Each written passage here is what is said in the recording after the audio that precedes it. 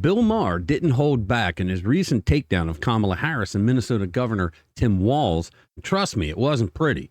He called them out for what he sees as dishonesty and a complete disconnect from reality, something that we conservatives have been arguing about. In this video, we're breaking down Maher's scathing remarks and why they've struck a chord with so many people. Let's get into it.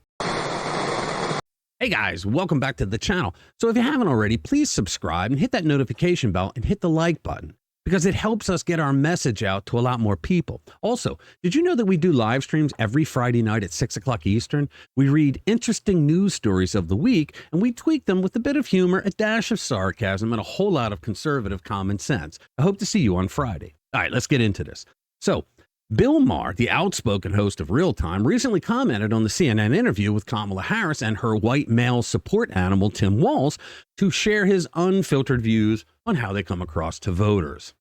Maher accused them of being huge liars, a sentiment he believes is common among politicians, but as he explains, it's not that politicians lie, it's what they lie about. Now, during the segment, Maher called out Walz for claiming that he relates to everyday Americans, a statement Maher found laughable, right?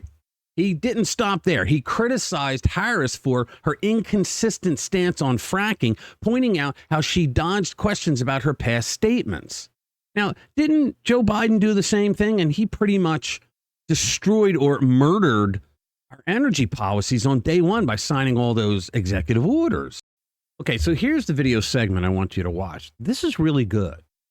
So, I mean, it just tells me that Bill Maher not only has no problem saying what comes to mind, but that he gets it. Give it a watch. Asks you, do you have the time?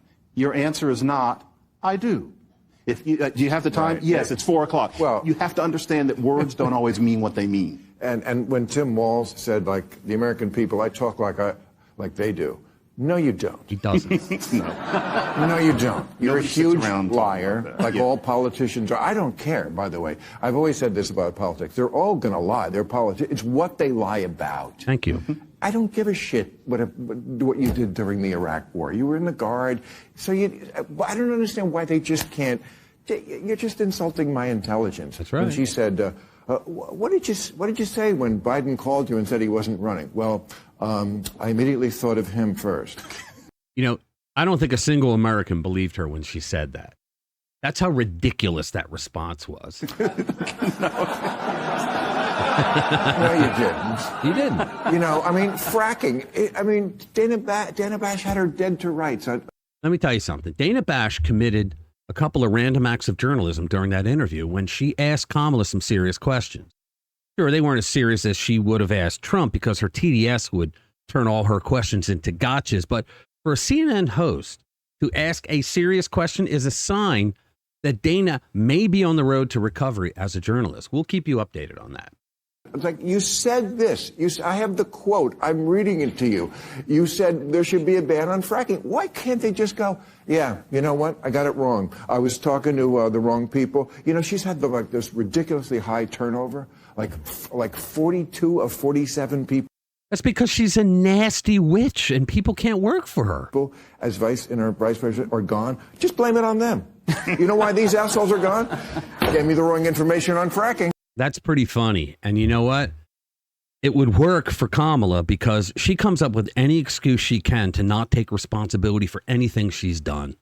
She hides. I mean, think about it. It took her, what, over 40 days to do the CNN interview? I mean, come on. I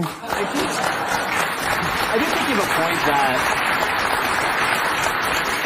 there's a way for her to talk. You're the linguist. There's a way for her to talk a little bit more like a normal person when explaining. Well, think about this. I mean, like a lot of Democrats, Hillary did it. A lot of them did it. Even Barack Obama did it. When they talk in front of a black audience, they start to, a Southern black audience especially, they start to do with the y'all and all that. I mean, think about that. Hillary says that she always keeps hot sauce in her purse.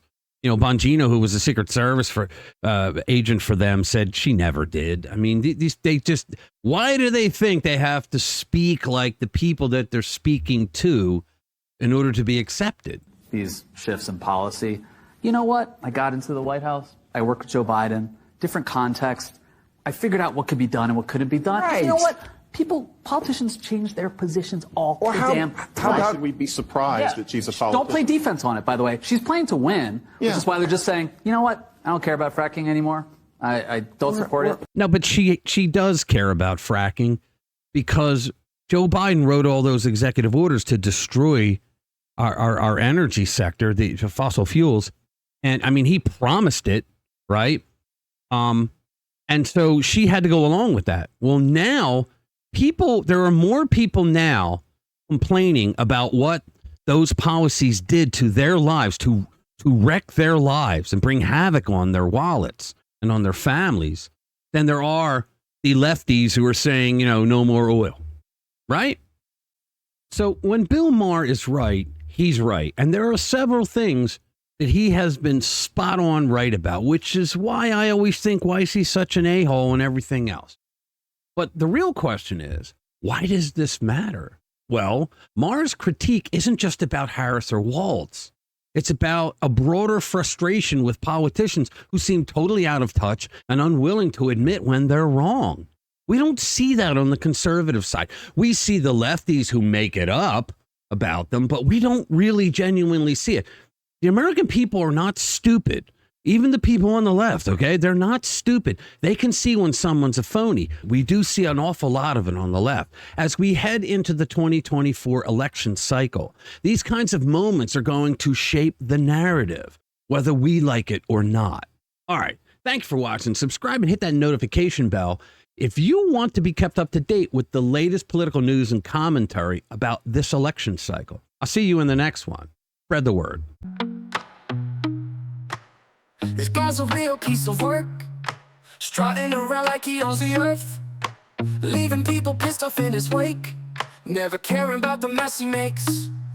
This guy is a dick, no doubt about it. You think he's cool, but it's so crowded. It leaves me wondering how I got to know him, falling for his